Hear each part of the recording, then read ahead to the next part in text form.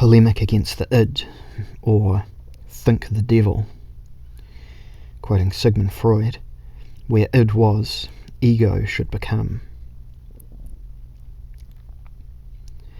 The sketches of the cardinal cynicisms contain the material for a theory of dialogue and interaction that encompasses the polemical. They describe positions and oppositions in military, political, sexual, medical, religious, and theoretical consciousness that grate against the conventional concept of ideology. In these oppositions, it is not true and false consciousnesses that are counterposed, rather combative consciousnesses that, on the basis of differing given stances toward the world and towards life situations, find themselves in unavoidable antagonisms with one another. If in the description of cynical and cynical positions, with their reflections and counter-reflections, the notion of stages being set for an offensive or counter-offensive recurred, it referred to stages for conflict, i.e., theatres of the noisy and quiet passages of arms of an ineluctably polemical consciousness. How does a stage arise? Certainly not simply through an antagonism of two principles. A dualism would be initially nothing more than a thought thing, and as such it would have no dramatic force. The dualism would be an sich in itself, harmless or uninteresting, if it were not staged in reality itself. Wherever a dualism emerges, we thus, as a rule, come up against an enmity, a demarcation between us and them, and up against the establishing of the predominance of one principle over the opposing principle. Above, below, good, evil, ego, id. With this, a real struggle and a real stage arise. On this stage, a dominant intellectual position enters first, a nomos doctrine, an idealism, a high and affirmative theory that presents itself as respectable, stern and inspired, as if it had been won from higher sources. This is inevitably answered in the second scene by a realistic, cynical antithesis that polemically counterposes the viewpoints and experiences of the underdog, the so-called evil position that is shoved into the id. Matter. Translator's note, S, literally it. In cynicism, therefore, an ego appears that takes it on itself to be that which the nomos idealists prohibit, exclude, and despise. With this, cynicism from the plebeian perspective bursts the value system installed from above without fully ceasing to pay regard to it. This also gives cynicism its obviously aggressive and culturally critical aspect. With cynicism, an acidic element penetrates into culture, the first decomposition of the esprit de serio with which whatever wants to rule has always surrounded itself. At the same time, it appears to those on top as something sinister and dirty, and the more hegemonic consciousness tries to withdraw to pure heights, the more subversively and demonically does the cynical refusal appear on its horizon. From then on, it must seem disgusting that this low, mere it stands up for itself and places an ego of its own sort against my own ego. This anti-ego that giggles forth out of the cynical resistance against the metaphysical idealism of master theories probably also constitutes the core of what our tradition calls the diabolical. The displacement of the concept from cynicism to cynicism and its metaphysics provoked by Christianity, as the mentality of the nihilists or the devotees of the devil, is, to be sure, no mere accident. For if the metaphysical ego identifies itself with the above and the good, then the fact that in the id below evil, an ego also is astir overcomes it like a shock. It, obviously, is no longer content to be merely mute, low, lethargic matter. That this evil id could also be something for itself, that is the real metaphysical scandal that, since the late Middle Ages, has been discussed in the form of innumerable analyses of the devil. Nothing seems to dualistic consciousness, i.e., bifurcated and identified with the better half, to be so simultaneously agonising and fascinating than the presentiment that in the so-called evil and low regions too there could live a potent, ready-witted self-consciousness. When Plato declares Diogenes to be raving mad, this betrays, besides contempt, a measure of self-protection. This can be regarded as relatively harmless, however, since Diogenes, as reported in anecdotes, knew how to turn the tables, so that in the end it was not quite clear who the real crazy was. In Christianity, the antagonism was intensified much more dramatically. Christian consciousness, which understood itself to be endowed with the absolute truth through revelation, had to conjure up a non-Christian ego in the image of the Antichrist, and thereby simultaneously become caught up in a permanent apprehension that evil could even be active within ourselves. Quietens quem devorat, quoting Peter 5, seeking whom it will devour. Here we have to refer again to Faust, the devil, and the cynicism of Satan. The story of Dr. Faustus can be understood as a document for the unsettling of the older metaphysical dualism through the new empiricism, whereby under empiricism sexual experience is also included. Art between the Middle Ages and modern times experiments with the possibility of an evil subjectivity, also for us. And in didactic, morally embellished narratives itself tries out how it would be to live in such an evil skin, and what kind of enticing experiences that would bring.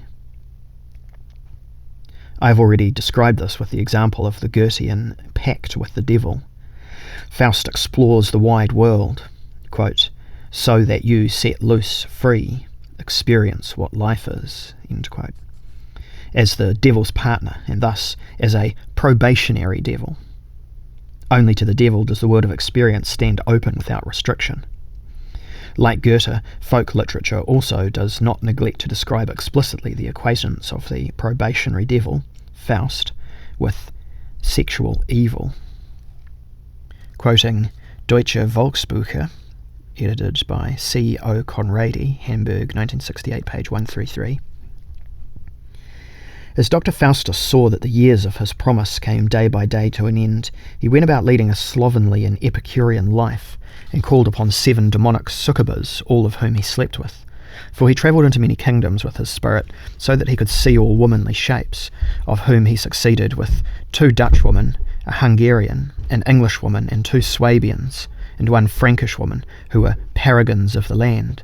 With these demonic women he practised unchasteness to the end of his life. After this, there can be no doubt that quote-unquote being evil, or the slovenly and Epicurean life, which of course also means cynical living, pays off to the extent that we can experience what we long since wanted to experience but did not share. Who can so easily let themselves go to the devil? The folk tale of Dr. Faustus explores, almost uncensored, the lust to try out evil once for himself. This is a metaphysically dramatic process, because only in this way, at first virtually and then actually, does the integration of the other side, or in other words, the end of dualism, become possible. Many narrative works of early modern times operate according to this moral schema. The folktale allows itself the exciting experiment of letting an ego like our own to what is authentically evil. It takes the test jump of fantasy into the devil's ego. Of course, these stories still have to end badly, and the probationary devil, who allowed himself everything that Christians should not do in the magical, culinary, sexual, tourist, and theoretical domains, in the end has to be punished as an example. Quote, thus whoever does evil dies, end quote. A classically cynical passage can be found in the Faust book, where the devil makes a maliciously joyful, satirical speech to the poor doctor before the evil spirits come to tear him apart. A long quote here. Therefore, my good Faust, is it not good to eat cherries with great men and the devil? They throw the stems in one's face, as you now see. For this reason you probably would have done well to have gone far away. That would have been good against the shooting, but your arrogant pony kicked you. Look, You were a beautifully made creature, but the roses, as long as they are carried in the hand and smelled, do not last. Those whose bread you have eaten, the song you must also sing. If you postpone things until Good Friday, it will soon be Easter. What you have promised has not happened without cause. A roasted sausage has two ends. You cannot walk well on the devil's ice. You have had an evil way, and evil ways do not let evil ways alone, just as the cat does not stop chasing mice. To do something heavy-handed causes pitting. Because the spoon is new, the cook uses it. Afterward, when he gets old, he shits on it, and then finishes eating with it. Is it not so with you? You who are a new cooking spoon of the devil. So let now my teaching and reminder go to your heart, which for all that is thoroughly doomed. You should not have become so well acquainted with the devil, especially because, as well as being God's ape, he is a liar and murderer. To put up the devil requires a clever innkeeper. There is more to dancing than a pair of red shoes. If you had God in mind and had been satisfied with the talents given to you, you would not have danced to this tune, and you should not have so easily bent to the devil's will and believed, for whoever believes easily is soon deceived. Now the devil wipes his mouth and goes on his way. You have made yourself guarantor with your own blood, and now the guarantor is to be strangled. You let it go in one ear and out the other. Well, that is nothing short of a model text for the cynical joke. In Proverbs, conservative common sense rubs its hands with glee, for we understand so much at once that it is not the devil, no sovereign spirit would speak this way. Rather, in this way, the unsettled human spirit, at the end of its Faustian excursion, tries with bold and blatant sarcasm to cut itself down to size again, and to talk itself down to the level of narrow-minded morality. Ironically, here the devil poses as a moralist who reproaches the poor doctor with how he should have been, well-mannered, accommodating, pleasing in God's eye. The main reproach, very significantly, says that Faust should have been more mistrustful. Herein culminates this moral sermon in which, quote, the evil spirit punishes the aggrieved Fausto with strange mocking, jovial speeches and proverbs, end quote. This address is cynical in the most modern sense because it contains a sardonic restoration of morality by the one about whom we know anyway that he offends against it in principle. This devil's speech is perhaps the first model of modern masters' cynicism as such. These gentlemen with whom one is ill-advised to eat cherries throw the stems in one's face. After our Faustian experiment, the structure of self-denying imperative morality is laid bare. Morality is a swindle, but nonetheless it has to be maintained, does it not? Therefore we should make sure that the story ends badly. In the folk tale, the doctor is torn apart by bestial spirits. His brain and blood spatter the walls. His torn corpse lies on the dung heap. Does the devil collaborate with psychopaths, fascists and perverts? It seems that Faust is punished 100 times more horribly than he sinned. He pays a shocking price for having been allowed to live for 24 years, the duration of the pact, beyond good and evil, in a world in which dualism was suspended and everything to do with life was permitted.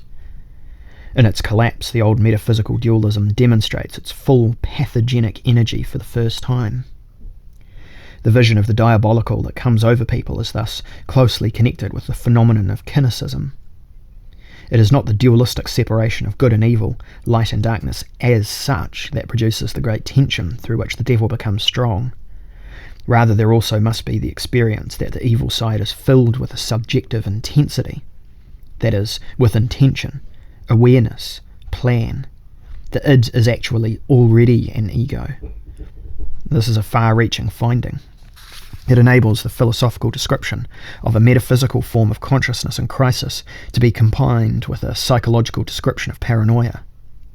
The crisis is triggered by the fact that evil gradually becomes thinkable as one's own ego. The difference begins to fade. The crisis is triggered by the fact that evil gradually becomes thinkable as one's own ego. The difference begins to fade. An implosion is impending, and only under this threat does the splitting off of the id below evil, which at the same time has an ego, become a violent explosion. Only from then on can the concept devil be applied to people who live among us but are quote-unquote different.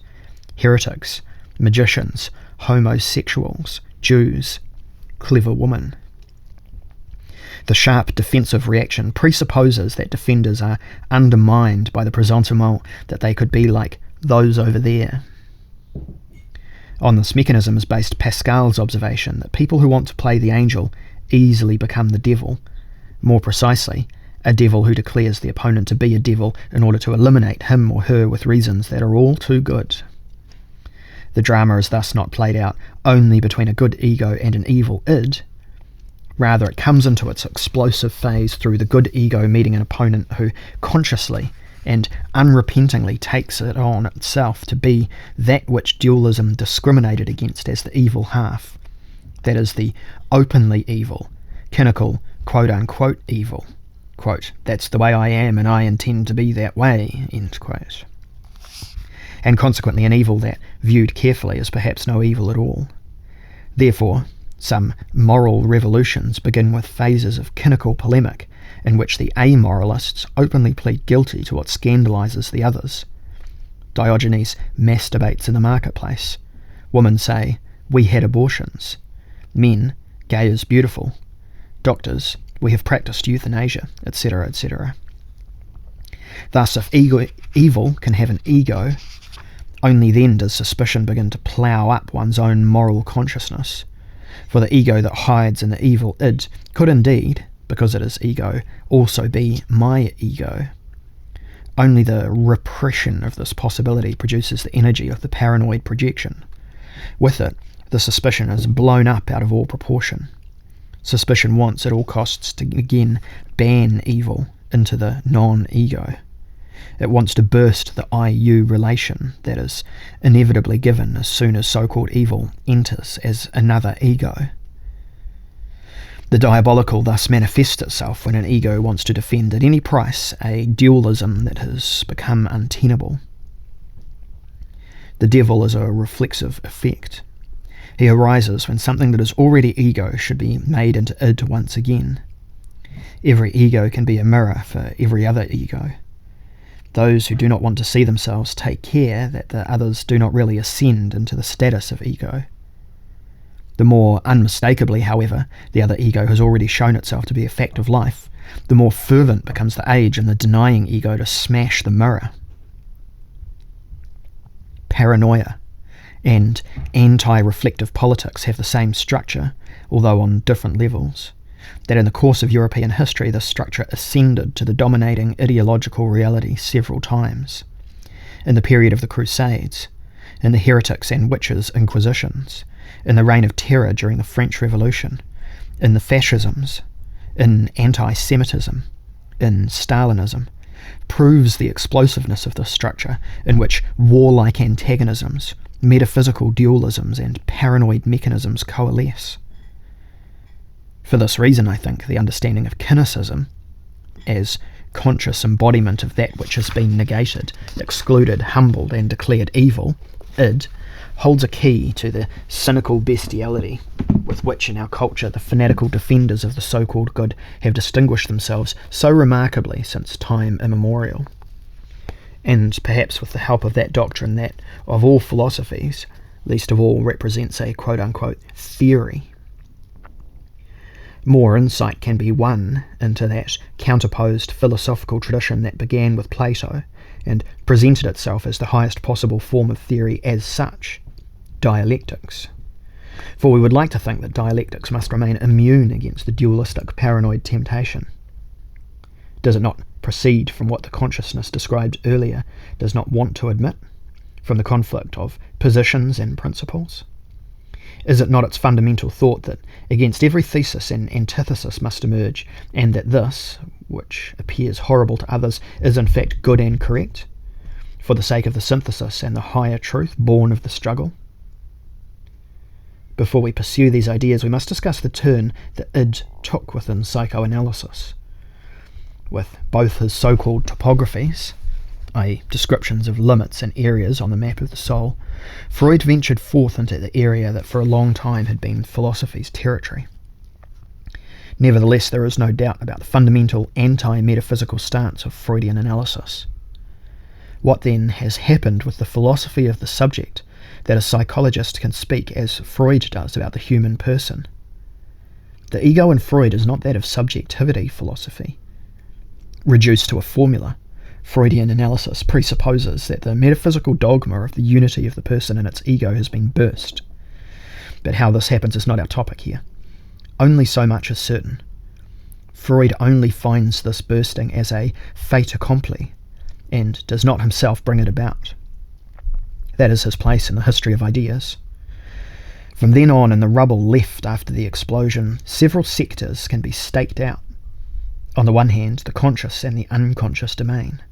On the other, more or less superimposed, the districts of the superego, in which the laws, norms, standards of conscience, and ideals reside.